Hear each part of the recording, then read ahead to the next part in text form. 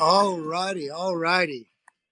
Welcome, everybody. This is our third episode of Be Entertained in partnership with Pennyfly Entertainment. If you some of you may recognize my voice from the other show we do on Thursdays called Crypto Answered. That one's obviously more focused on all things crypto, investments, trading, all that sort of stuff. And Be Entertained is much more focused on Web3, on the development of the integration of crypto and blockchain technology, also within entertainment, and much broader sort of lifestyle advances that come with blockchain and all the things that are coming with that. So, with today's show, we've got a great lineup of people talking. And just for anybody that's tuning in here on Twitter, know that we do record this to be released on most major podcast distributors as well, like iHeartRadio, Apple Music, Spotify. So you can catch us all there as well. Just to kick this off, it is Monday, September 12th, 6:30 p.m. Eastern Standard Time or 3:30 p.m. Pacific Standard Time. So with that being said, we have some wonderful guests tonight, and I have two co-hosts with me that we're going to have basically help me navigate this conversation and talk about through all things. We got Mr. Crypto Vet, known as Dr. Harry J. Malinsky, and we also have, you can find him at CryptoVet_. We have Jet Prescott, which you can find at Jet Prescott with its two T's on Jet and two T's on Prescott. And then our basically featured guest this evening is named uh, Doge Hella or Hella Doge, but you can also know him by his real name, which is Mahbod Moghadam. If I'm saying that correct, I surely hope I am. If I'm not, then I hope Mahbod can correct me. I'm sending the invites across for him. But before we dive into this, how you doing, Harry? How you doing, Jet? And what do you expect to get out of this conversation? We got some great stuff to talk about. Man, I'm doing absolutely great. Excited to be here. Excited to see what Mahbod has to say. And also, Mahbod, if you are on desktop, you have to be on your phone to actually be a speaker. That might be why you're not seeing the invites right now. But yeah, other than that, super excited to just kind of see Mahbod's view on Web3. Where do you think it's going? And just from his crazy history, what is his advice going on? So I'm super excited. Jet, what are your thoughts? Oh, I'm super stoked, man. I'm excited as well to be, resuming this side of the podcast. You and Kelly have been killing it for what is it, like over a year now on Crypto Answered, and it's just been awesome to see all of the different walks of life come through, who have so many different perspectives to provide on the space, on the markets, on what's being built, what's not being built, what should be being built. And Mahbod is just one of the best people to ask about these things, because he's a big mover and shaker behind the scenes. A lot of people may not know him on a first name household basis, but he's responsible for a lot in these industries. And yeah, let's kick it off. Mahbod, are you able to join us in here? Yeah, thanks, man. I was sorry, I was on my computer. This is my first time using Spaces. Hey, we're happy to have you. We'll be your first. We're 3-on-1 in you. I've seen this movie before. Take it easy on me. And just in case Mahbod is supremely modest, I do just want to give him a shout out before he starts. He's basically one of the founders of something called Genius, previously called Rat Genius. He's also super involved in cryptocurrency. He even got he studied law around securities law. He's also a very experienced angel investor and venture capitalist, and has a number of different projects. So we can just kick it off from there. And yeah, Mahbod, how are you feeling with with everything going on in the market? Where your projects are at, and anything you want to just jump off to start to talk about first? Well, I'm really excited about Hello Doge. It's getting a lot of traction right now. I'm hoping you guys are going to join, and some of the people who are on the Spaces will join us. It's kind of tough because I'm pitching it on the enemy app. We're trying to get rid of Twitter, but I think it's kind of weird that there's crypto Twitter is the main place people talk about crypto, but then it has nothing actually to do with crypto except for like Jack giving us good vibes or whatever. Well, what gave you the idea for Hello Doge? Is it primarily that just making this a similar sort of service that is rooted with crypto being a main sort of rail that it runs on, or what's your thoughts there? So I've been into crypto since 2013, but I think everyone's getting it wrong. In 2013, I invested in Bitcoin. And the main reason I invested in Bitcoin is I was frustrated that Genius volunteers work for free. In 2011, I tried to start something called Cash Genius, where we're giving some certain editors $100 check. And the editors got really mad at me. The CEO got really mad at me. He's like, "Oh, you're not supposed to pay people for internet work. It makes them think it's a job." So I was like, okay, maybe it's because it Wow. was dollars that Cash Genius blew up in my face. Maybe because Balaji told me, Balaji came to the Genius office. He's like, buy Bitcoin. I was like, oh, Bitcoin. That could be like internet money. It's like internet points that are worth money. So I thought maybe we can give Bitcoin to people for putting up the lyrics. But the CEO canceled it again. So then I left Genius. The second company I started was Everpedia. And Everpedia was like Wikipedia, where we're going to give people, and I would want us to give people Bitcoin for writing Wikipedia articles. But those guys didn't want to give Bitcoin either. They wanted to give their own shitcoin, which is what everyone in crypto does now. Everyone in crypto, instead of giving you Bitcoin, they want to give you their own made up shitcoin. So I'm against shitcoins. I'm a Bitcoin maximalist. I don't want everyone to be able to make their own fake money. The idea is we just have one fake money, and then that's the fake money that we use to give people points for playing games, like writing lyrics on Genius or writing wikis on Wikipedia. So Helidoge is my vision of what the point of crypto is, which I think has kind of gotten lost in the sauce, especially with all these shit coins coming out. And that's, I just want to give the ubiquitous token. If it were up to me, it would be Bitcoin. But then the guy who built Helidoge wanted Dogecoin because he wanted Elon Musk to invest. And I'm still down with that because at least it's not our own shitcoin. Like the main thing that made me want to build Hello Doge was Deso. Deso raised $300 million from Silicon Valley, and it's like Twitter, except they give you their own shitcoin. So it's like, why are you giving your own shitcoin? Just give something that's actually worth money. And then also, I don't like how, Everpedia was doing this too. It all started with Steemit. Steemit came up with this vision of having an internet that doesn't have ads. And we're just going to run on this magic utopia of inflation. And I think that's insane. That's never going to happen. Like the value that consumer internet creates is ads. So I don't think Web3 should get rid of ads. I think Web3 should have ads that are going to be performing really well because 80% of the money from the ads goes to the users. So that's what Helidoge is going to do. We charge $69 a month for ads, and 80% of the money goes to the users. Even people who aren't contributing, people who are just surfing the site, they still get Dogecoin.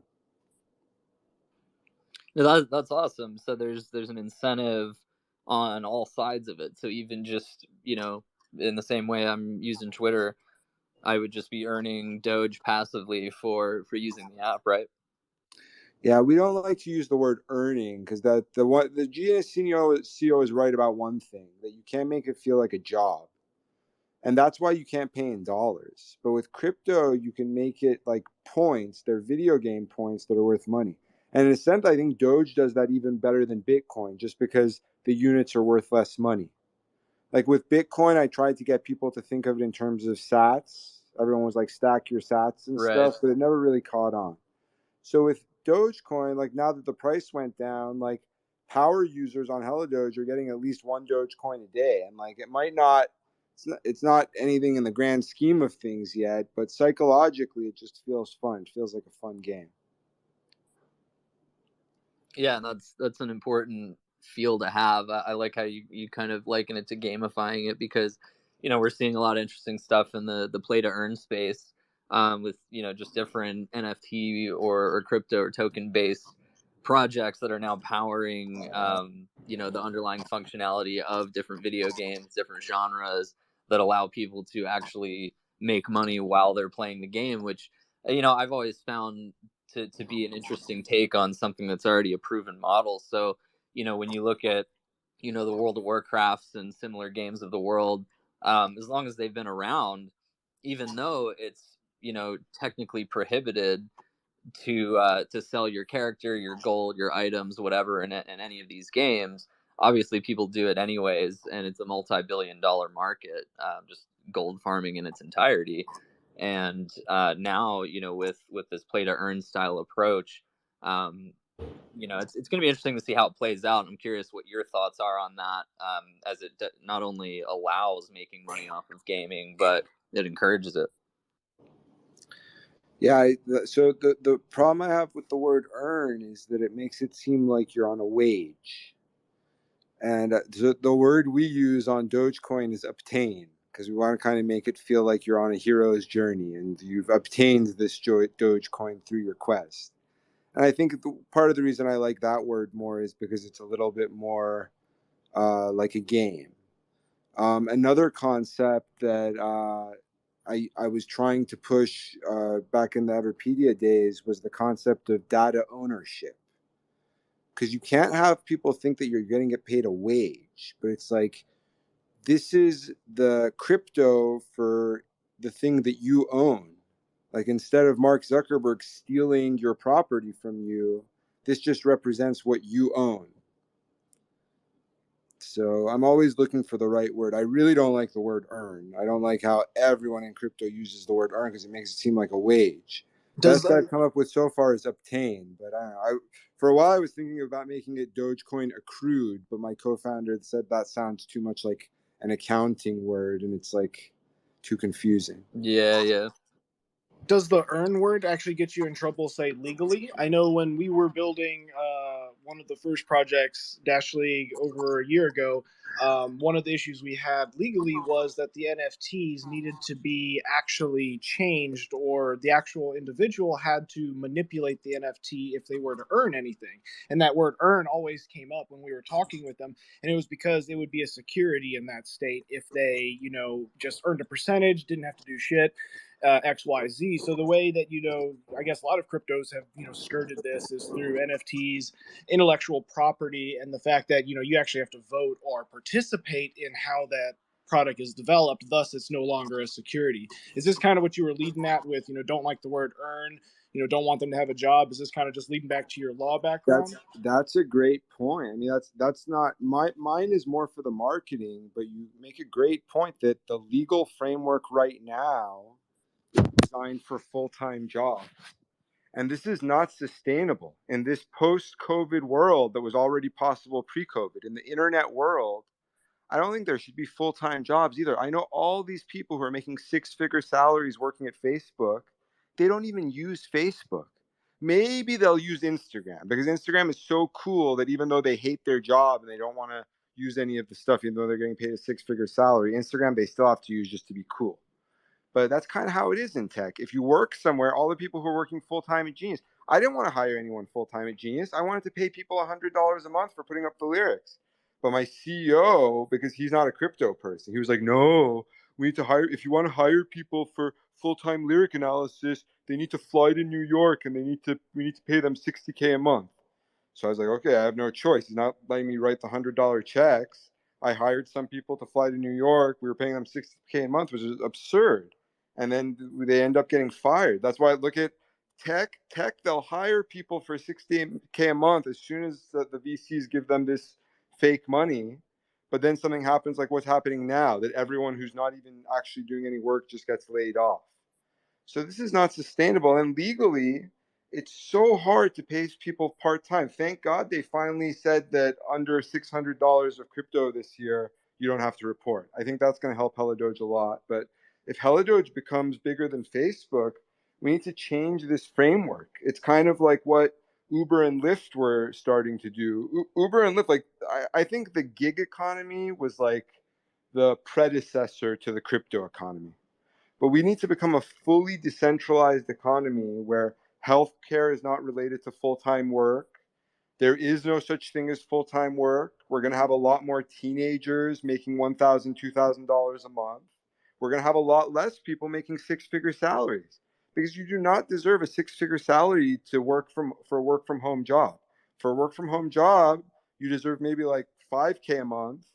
And then the rest of your six-figure salary, we can distribute among all the users, give them their data dividend.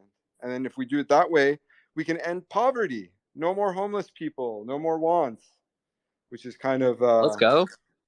yeah, exactly. That's why I mean this is why I got into crypto in 2013, and then things have not been going the way that I like.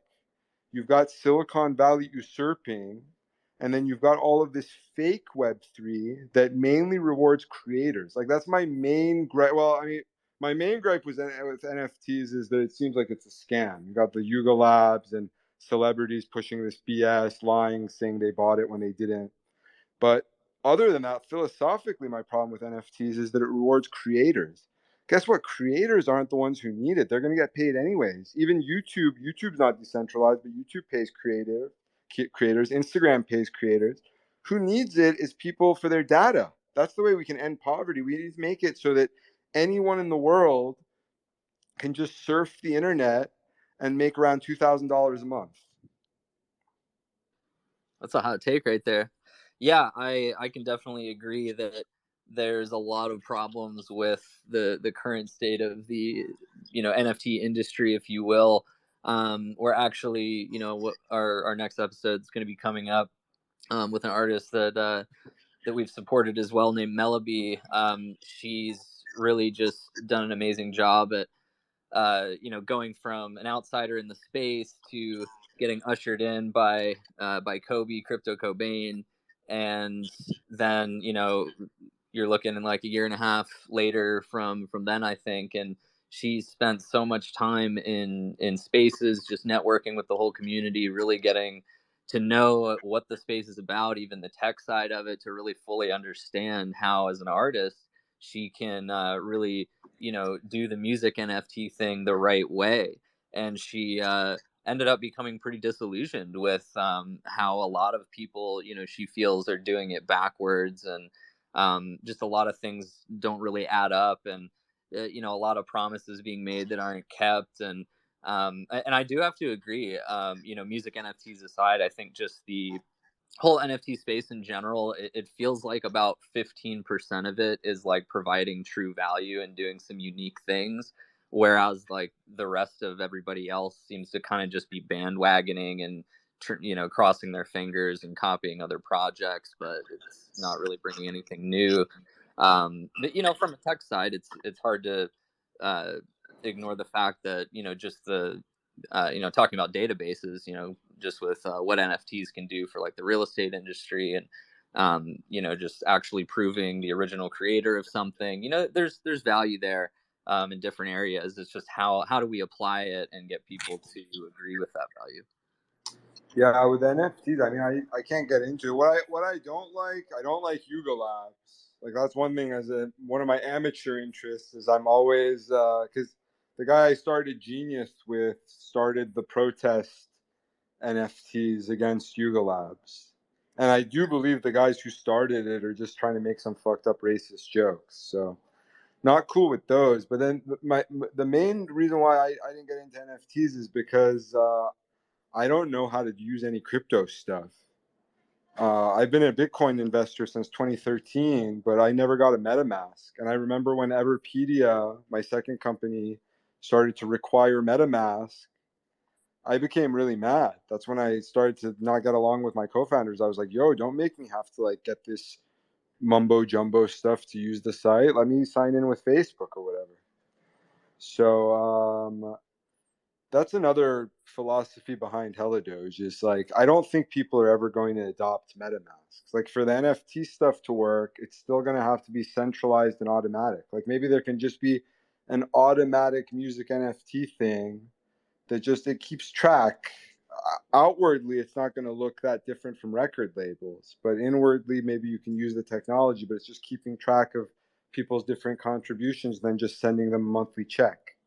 Well, I actually have a good friend of mine he was the first person in the world actually to release an album as an NFT.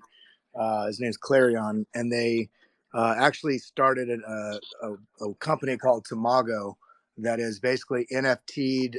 All the music is NFT'd, and it's basically democratized streaming service. It's I don't want to say trying to supplant Spotify because that's a whole another task, but they're making some really big waves utilizing NFTs along with music rights and streaming, which is really interesting.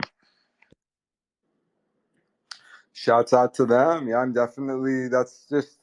kind of trying to solve like the problem that my 5-year-old brain has with crypto, but there's complicated stuff that could be done much, much better than how the suits are doing it, for sure. If you can bring some transparency. I've always been frustrated even in the Genius era by how hard it is to make money from music.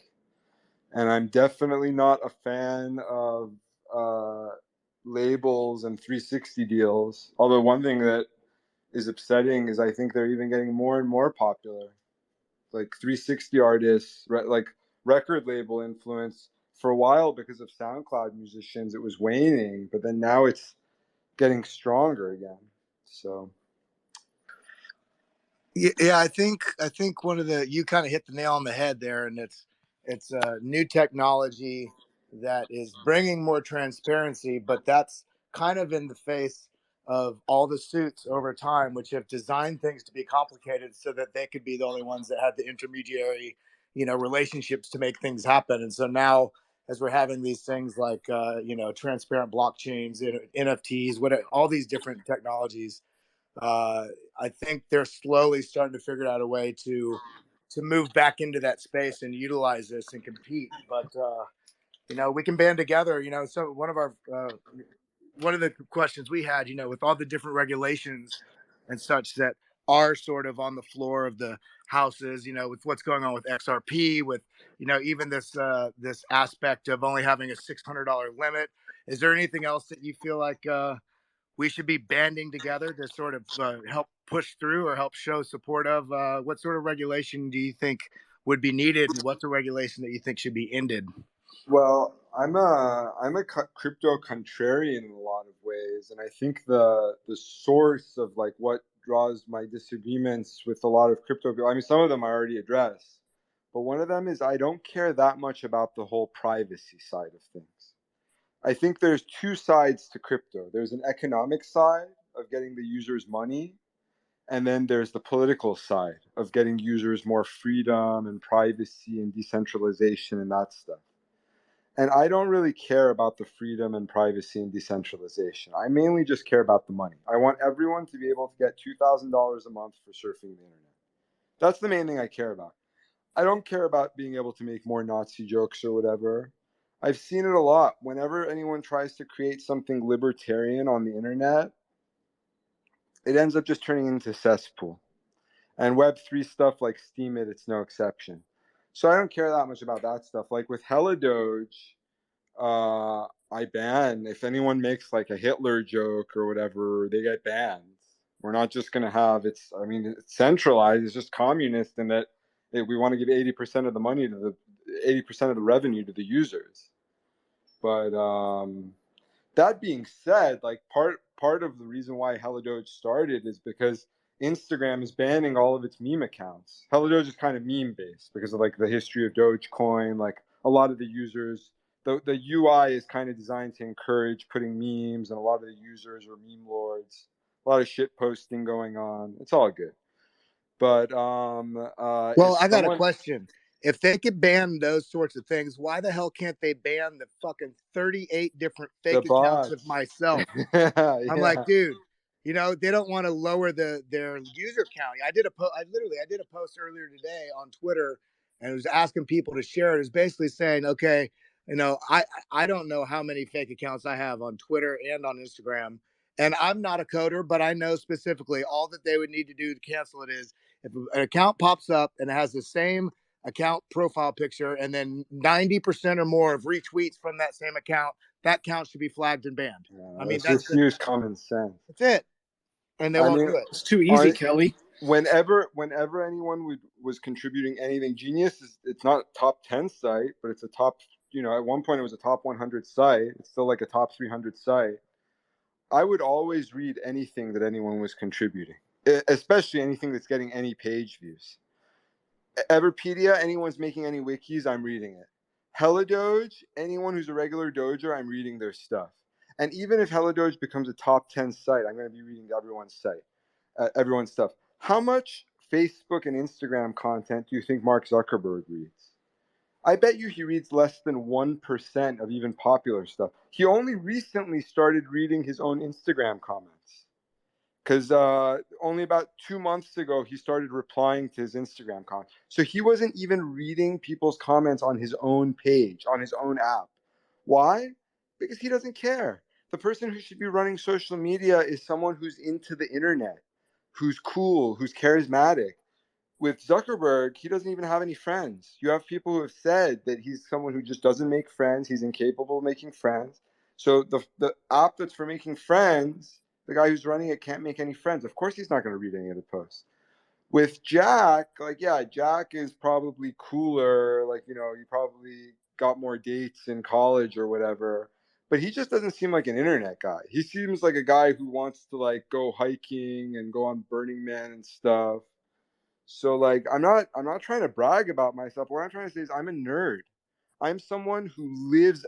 I was one of the first 10,000 users of Facebook, and I think I've spent more time on Facebook than anyone in the world. That's not something I'm bragging about. Like I know people are like, "Wow, you're such a nerd," but the point is, I care more about Facebook than Mark Zuckerberg does, and I read way more posts on Facebook. So any bots I see, just common sense. I'm going to be using my founder ban button to ban them, just like I'm banning people on HelloDoge all the time already. We're not even that big yet.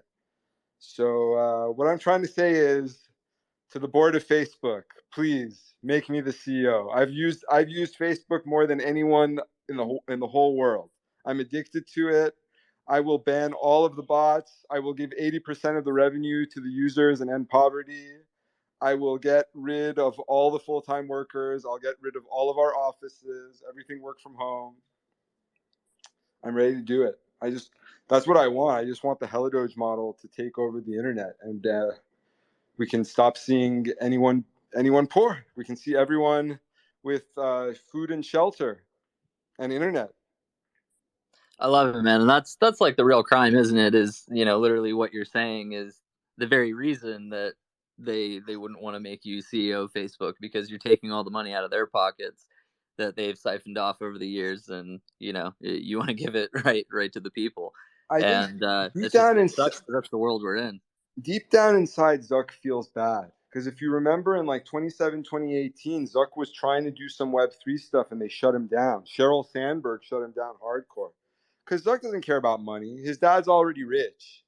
But he kind of didn't wrap his head around of the monster that he's created, that he's like literally stealing from billions of people.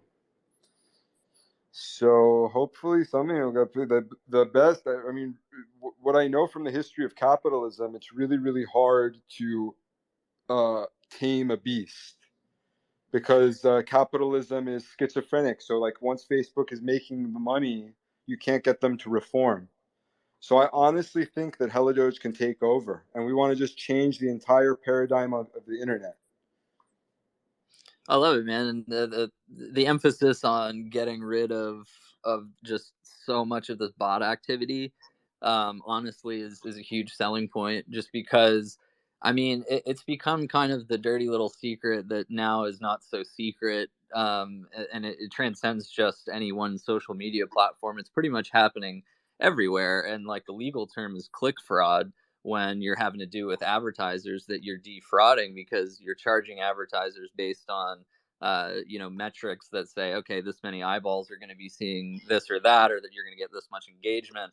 But if a percentage of that is fraudulent, then you got a lot of problems there. So like one of our developer friends, he created an app a while back that was basically had an API that was able to look into it was able to weed out the fraudulent clicks on Facebook. So when you're paying for Facebook ads, there's still an inevitable amount. It's like around a fifth is what he found, with a lot of larger companies spending millions of dollars per year, if not per month, on Facebook ads. There's around a fifth that were fraudulent. And by law, if you're able to give Facebook the proof, which of course is on you to figure out how to do that, and that's why he created that app. It could go in and give that proof, and then you'd be able to get recouped legally from Facebook. They have to give you that money back for the fraudulent clicks. And so further into the music industry, a lot of people don't really talk too much about this. So, we have the really obvious bots here on Twitter, but then on Spotify, there are just entire listening farms, just botted listens that the major labels are using, and just saying the quiet part out loud right now because they know it. Number one. Number two, they've actually acknowledged it in a huge write up they did, like, I want to say 4 years ago or something. And of course, it's just something no one really cares to read or looks at or even hears about. But the three major labels put together this whole write up on how big of a problem, fake streaming and just botted streams are. And they just straight up acknowledge it and just actually recognize, well, everyone's just kind of doing this. So we're just going to try and hold each other accountable, but it's kind of gotten out of control, and it's just too big of a problem. And so the same thing is happening with Spotify. You have who knows what percentage of fake streams that are not real listens that are pumping up the numbers for certain artists. And Spotify has, they claim to be pretty strict on it. And I know of different artists that have tried to go, bottom of the barrel price to buy Spotify listens. And if you abuse that too much, Spotify, they just see you're some random independent artist and they just ban you. But if you're a massive artist that's on a major label, they don't care if you basically are protected at that point. And I just find it very interesting that all these things are slowly coming out more and more. It's the worst. 360 artists, for a while, they went quiet. For a while, indie artists were rising. We had some people who were less memorable, like Lil Pump and Takashi and stuff. And maybe because of that, now like 360 artists are back in the driver's seat, like Billie Eilish and Harry Styles. They're not bad, but all their money's going to the labels. So it makes me, as someone who used to be in the music industry, it makes me really, really sad. One thing I was going to say about bots, also web3 is a bot paradise. I read a paper. Most of the money uh, obtained on Steemit is bots. That's a theory. And then Deso is also bot paradise. So Helidoge has no bots. This one dude got frustrated because I banned all of his bots. He got really, really mad at me. And again, it's because one reason why there would be a proliferation of bots in crypto is because of the libertarian stuff. It makes it easier to have bots getting the money if you're not going to ask anyone their info. So, like, if anyone's going to get Dogecoin from Helidoge, we're going to do a full KYC. We need to know who the person is so that we're not giving money to fakes. It just kind of shows you how the economic side of crypto and the political side of crypto are kind of contrary to each other. You have to decide, do you want freedom or do you want money? And I want money because, like, on the internet, too much freedom usually just turns into a cesspool like 4chan. Couldn't agree more. I mean, it's all gotten out of control, and I wouldn't be surprised at all in regards to the bot traffic on Steam and everything. Yeah, so I mean, I guess just in general, I was curious to ask, just as a successful entrepreneur yourself, what advice would you give on how to build a successful company in general? Well, with like crypto stuff, Yeah, I guess we could look at it in two ways. Maybe a crypto Web3 based venture, but then also just a more traditional, maybe even Web2 based, and what might those differences look like? yeah. Well, I think crypto has completely changed my philosophy. For example, like very concrete things. When Everpedia raised $30 million, I insisted that we go out and we get a commercial office. Which now I feel like an idiot. Now I can't. I don't think that any website, including Facebook, should have a commercial office. But I made us go spend tens of thousands of dollars a month on a commercial office. And the reason I did that is because that's what Genius did when Genius raised $30 million. The CEO made us go and get a real office. So with Web 2, I thought that like Ben Horowitz's books were right. I thought that you have to do command and control and a lot of meetings, a lot of one-on-ones, and a direct line of reports and scaling stuff. And now that's like basically what I don't want to happen at all. I think that Web3 can create, legally, I want to keep it centralized for certain reasons, but it can be decentralized in the sense of like how the money gets distributed. Like instead of giving some people six-figure salaries and then millions of people, billions of people nothing, you give some people higher salaries, but still not six figures, maybe like 5K a month. And then the rest of the money you split among all the users. So maybe the users can be getting $1,000 or $2,000 a month as well. And then like no more offices. Like this is going to change. I imagine that the technological progress can be a lot slower. Like everyone's going to have to work on their own. Like we're not going to have as many fancy things. It's going to be a lot more fair. Like look at Helidoge right now. Helidoge is not that high tech. Right now we have to use spaces on our enemy app of Twitter because we still don't have Helidoge spaces. But the reason is because we don't have a bunch of full-time coders. Like even if we raise money from investors, where the focus of raising the money is going to be to give back to the community. So I think that things are going to be changing a lot. Like one thing is I think that there's big problems with the Silicon Valley VC model. But then I also think there's big problems with like the libertarian Steemit Web3 model as well.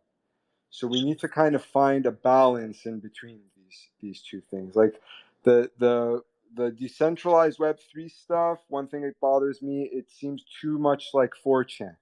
Sometimes it gives me too much of a libertarian vibe, and I don't like it.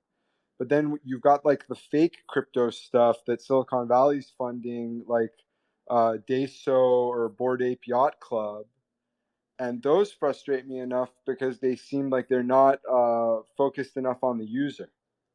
Like to the extent that anyone is getting rewards, it's creators. It's not as focused on giving people their data dividends and stuff. So the truth is somewhere in between. I think that one thing I've always thought is like some people are like, oh, everything has to be decentralized. Everything has to be decentralized. I think like decentralization is a spectrum. So we just have to find just the right amount to give people the maximum amount of enjoyment, but then still have a high quality community. So that's what I'm trying to do with Helidoge. Hell yeah. No, I really agree with your sentiment, especially on offices.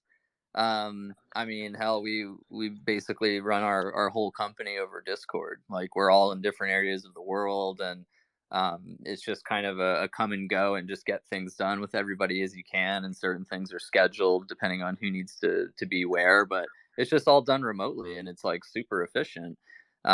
It just kind of allows people an extra layer of freedom in their lifestyle as well, versus having to commute on this grid like 9 to 5 structure or whatever it may be. And I think that was one of the really interesting kind of slingshot effects of what we all experienced globally with the pandemic, is it kind of forced a lot of people to figure out how to work remotely because they didn't have a choice. And a lot of people came away with that realizing, hey, like I have the discipline for this and I really much prefer this style of working. And it's really created a pretty big ripple effect in terms of people not wanting to go back to their offices and trying to find other jobs that'll accommodate their remote lifestyles. And definitely very interesting. Like even in the music industry, there's a lot of very high level producers that I've worked with that work with some of the biggest artists in the world, and I completely understand this as an artist as well. Like there's definitely something kind of intangible and irreplaceable about being in the studio in the same room while creating something. It does depend on what stage you're at, in the song creating process. Is the song already written or whatnot? But there's a ton of things, especially on the production end, with which often is like most of the work in terms of hours spent. that can be done, with the artist being somewhere in Scotland, and then we're over here in LA, producing, mixing, and mastering something that they just, gave us some rough recordings on. And basically, what I'm getting at is there's a ton of high level producers that just refused to do remote work.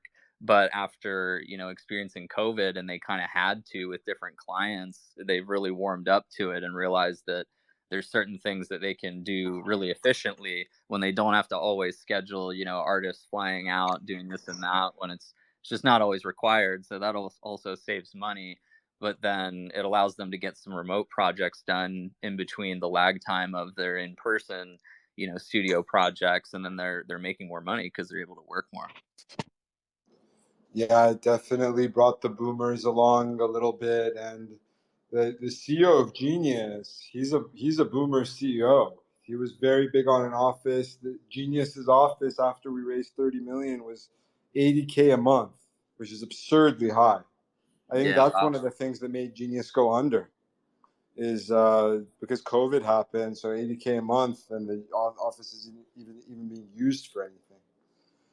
But That's rough. what I mean, I do think so. He would always say, especially for developers, he was like, we need to be in the room together. It makes us more productive. And I believe that. Like, okay, let's say being in the office, it makes you more productive. I'd rather have a less productive planet where people are suffering less. Because I'm not about the Western mindset. I'm not all about just maximum productivity, maximum GDP. I mainly just want people to enjoy themselves. And if these apps, it's not a race against anything. It's like, oh, we need to create the new version of Genius. No, we don't. There's no rush. The old version of Genius works fine. The old version, before, it's nice that Twitter has spaces now. We get to have this conversation. But the old Twitter was fine too. So we don't need the internet to be evolving at a breakneck speed. I'd rather just be able to pay the developers less, let them enjoy their lives, and then with the money that you save on the office and on the salary, you give that as a data dividend to the user so that you can end poverty. That's just a much, much better world to be living in than this world where you have the haves and the have-nots. Meanwhile, the haves are torturing themselves and they're all depressed and they're alcoholics. It's like the movie, it's like the book 1984. No, Yeah. I definitely agree. I think there's probably, much like you said before, it's kind of, I think there's going to be a bit of a blending of, the old super productive in office sort of framework, but then as everybody was, homebound during the pandemic for almost a year, I think there is a bit of a splitting of the difference now where people are getting 3 days to work from home, or 2 days, and I really like that, at least at a minimum, so people are not. Uh, I think bosses realized that, one, there's a lot of, when you're forced to be in an office for 8 hours a day. I can do the same amount of work that I do all day in an 8 hour period in 2 hours at home by myself when I'm not interrupted. So there's actually more productivity when you have more time to relax, because when you need to do something, you get it done. Yeah, 100%. Elon wrote that letter when he said that everyone at Tesla needs to come back, where he's like, when people are working remotely, they're mainly just doing fake work. They're just doing pretend work to make it look like they work. And it's like, bro, when you're in an office, that's what 90% of work is too. Like when I was in an office, mainly I was just trying to make it look like I'm actually doing something, but actually I'm just like going on Facebook all day. Just walk fast and look frustrated. That's all you need to Yeah, do. exactly. I look at your phone. Back then it was my BlackBerry. Like, oh, I'm busy first. What are you busy for? Yeah, like these full-time workers, because they're getting paid so much, they always have to pretend like it's an emergency. And like with investment bankers, they have a better they have better narratives for like pretending that their business is an emergency.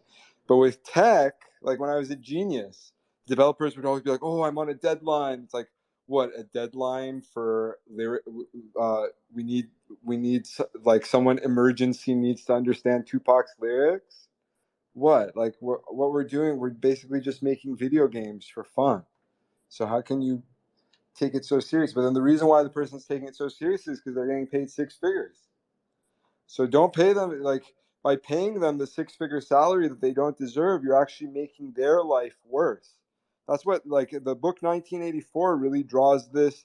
Like 1984, at first you feel bad for the poor people, the proles, but then you're like, well, at least the proles are out there getting drunk. Who's really miserable are the working people. Like Winston is an alcoholic every night. Like the only joy he has is his whiskey. But meanwhile, he's the one who's getting paid the six-figure salary to go work at Facebook. So that just shows you, with capitalism, everyone's a loser. The rich people are losers and the poor people are losers. So that's why we need to go to communism.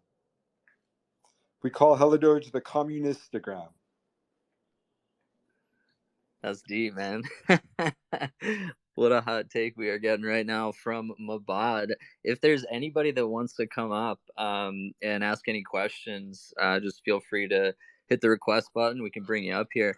But yeah, just kind of piggybacking on what you were saying. It's, yeah, going back to even the decentralization thing. I think that can be kind of overdone in a way, and just too much emphasis gets put on that. But no, I really like what you said about just, not overworking people. And I think it was funny, just you brought up the example of Twitter Spaces. And I think it's a perfect example, because the whole reason that Twitter Spaces seems to exist is, from what I remember, how it played out is that app Clubhouse came out and went super viral. And I don't know how many people are still on it, but I never really hear about it anymore. But it seemed like, R.I.P.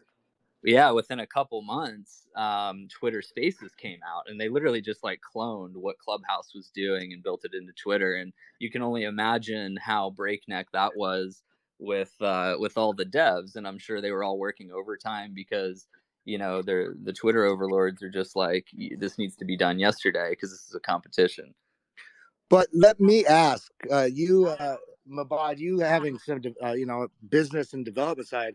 What do you think the bottleneck is? Why the hell do you have to use your mobile device to be on Spaces? That's the most frustrating thing. Yeah, no, I'm pretty surprised.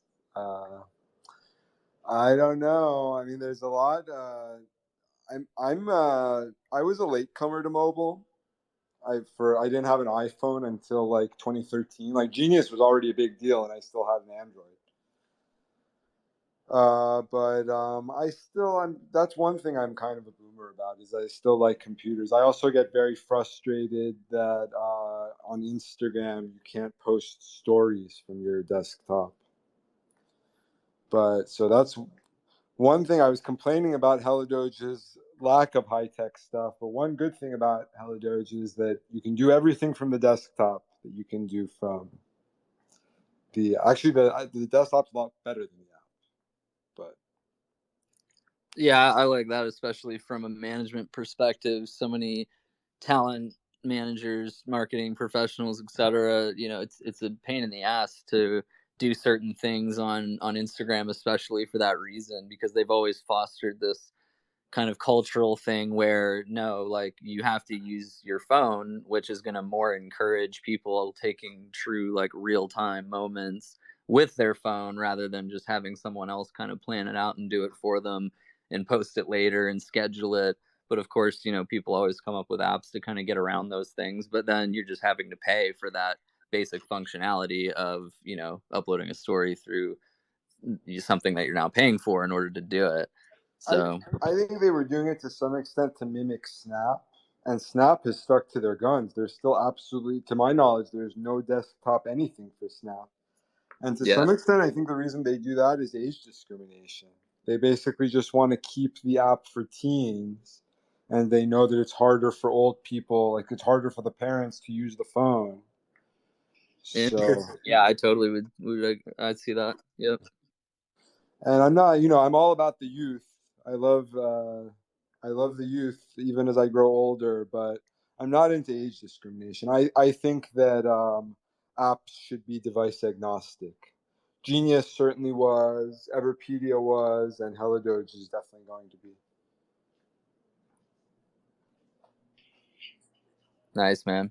Also, I don't like when people give too much love to iPhone.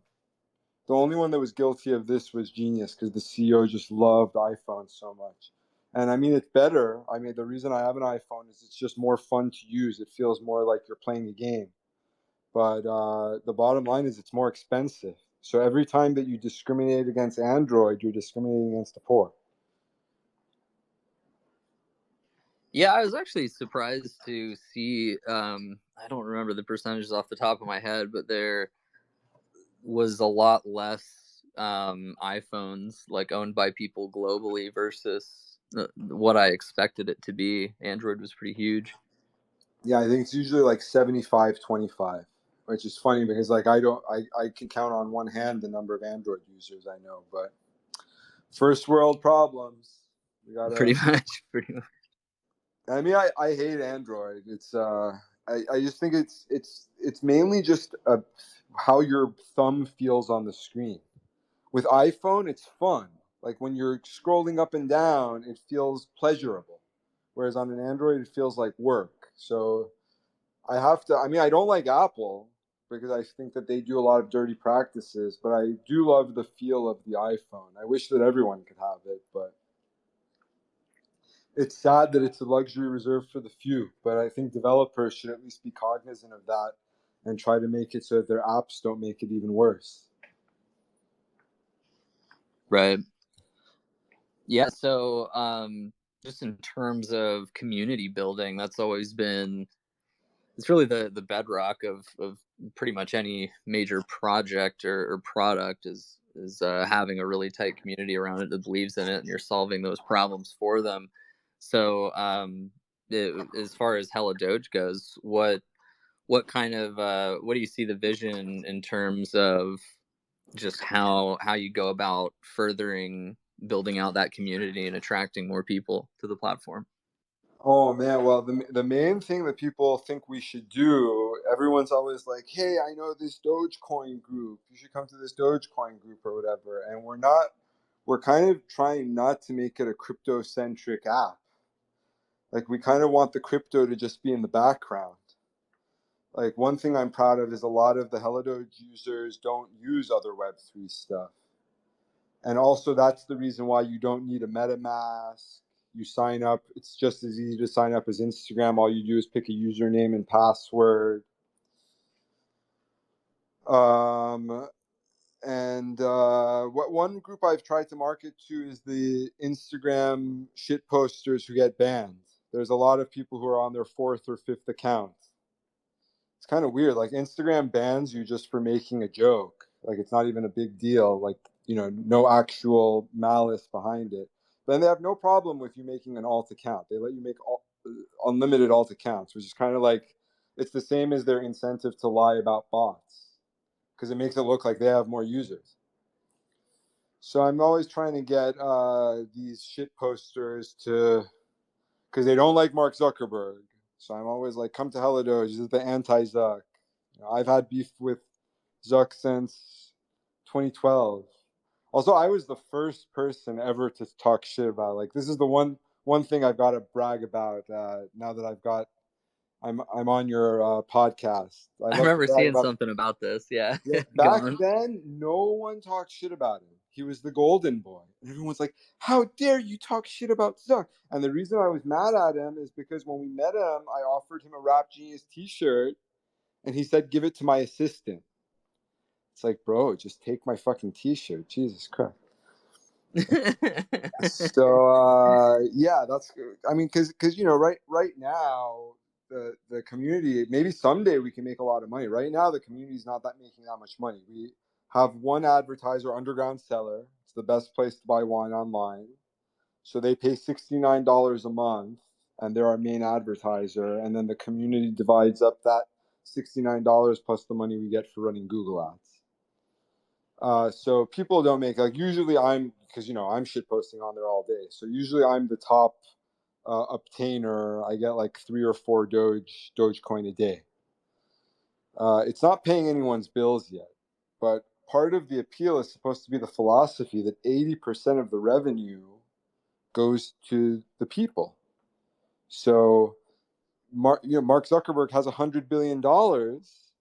If he were the head of Helidoge instead of the head of Facebook, he would have $20 billion. which is still ridiculously rich, but at least 80 billion of it he would have distributed to the people and could end poverty. Can't argue with that, man. That's well put.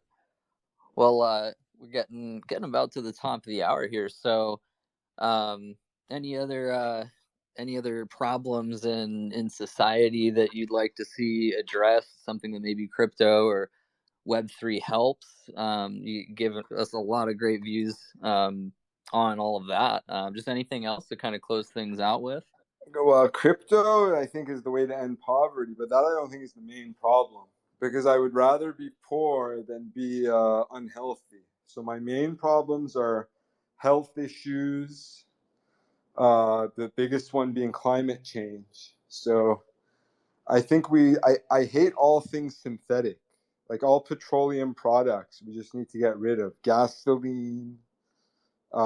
I hate polyester. That's one that's very near and dear to me. I think polyester clothes should be illegal. I don't wear, even if something is 1% polyester, 99% cotton, it's still 1% too much for me.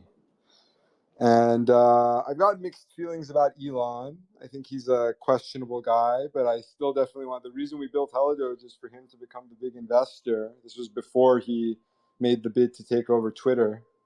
So we still got to see what happens with that. But one thing that I have his back on is electric cars. I think that is something that needs to happen like yesterday. And the same way that I think that we need the capitalist philosophy to change to data dividend philosophy so everyone has the money, and the productivity philosophy to change more towards having pleasure, we also need to change this carbon use philosophy. Like I've been seeing all these, like right now, because there's the electric shortage, you see all these comments on social media that are like, oh, how are we going to charge our electric cars when we don't have enough electricity as it is? And it's like, well, how about this? How about not only do we drive electric cars, but let's also try to just drive less, period. So I'm hoping that I'm kind of an anarcho-primitivist. Like sometimes I just want to go back to the way things were in the olden days. Just keep the good parts. Like I like being able to listen to music on the internet and stuff like that. But hopefully we can get rid of some of the stuff that's about to turn the planet into an explosive fireball. Well, I definitely can get on board with that. And my wife is Japanese, and the first time I went to Japan with her, I was embarrassed to be American because of how clean everything was everywhere, and it just made me reflect on it, not just Americans, but it's really people the world over. We need to. Not everything is about us satiating convenience and exactly everything we want in this moment. Like you said, cars. We could have a culture where it's not mandatory, but we choose to carpool or we take a bus. It's not beneath you to take a bus when if you're going somewhere. It's just shocking to me how individually like focused we are on our wants, not our needs. But we've loved having you on here, and I just want to recommend everybody, if you haven't, whether you're listening here or you're listening on any of the podcast things, definitely check out helladoge.com. You can also find him on Twitter at dogehella. But I would prefer, and I'm sure he would, for you to go check him out on Hella Doge and follow him there. He's got a great account there. He's sharing all kind of stuff and doing wonderful things. And we appreciate all you. And if there are any last things, any last words or last thoughts you'd like to leave everybody with, Mahbod? Shouts out to you, brother. This is a lot of fun, and I've known about Pennyfly for a long time, so it's great to talk one on one, and hopefully we can do all kinds of collaborations. It would be really cool to have you join Hella Doge as well. Yeah, man. Some of us did. I still I'm have on to. there. I'm going to. Brilliant. I got CryptoVet without the underscore, so let's go. I run it. Yeah, he's on. Good shit. Yeah, but with that, it's Monday night, and I hope everybody has an absolutely kick-ass, wonderful week. You've been listening to Be Entertained with myself, Kelly Kellum, and we also have Mr. CryptoVet himself, which you can find at CryptoVet_ or CryptoVet on Hella Doge, and of course, Mr. Jet Prescott himself, and then of course our absolute star of the show, Mahbod I can't say his last name. Moghadam, is that Yes, correct? good. Yeah, Moghadam, You, perfect. you threw me right into a stutter. I was like, I'm too many M's. No, For but big real. love to you. We appreciate your time, man, and we appreciate everybody, listening, and we really appreciate everybody. I hope everybody has a wonderful, wonderful day. And with that, just have a good evening. We'll see you later. Hey.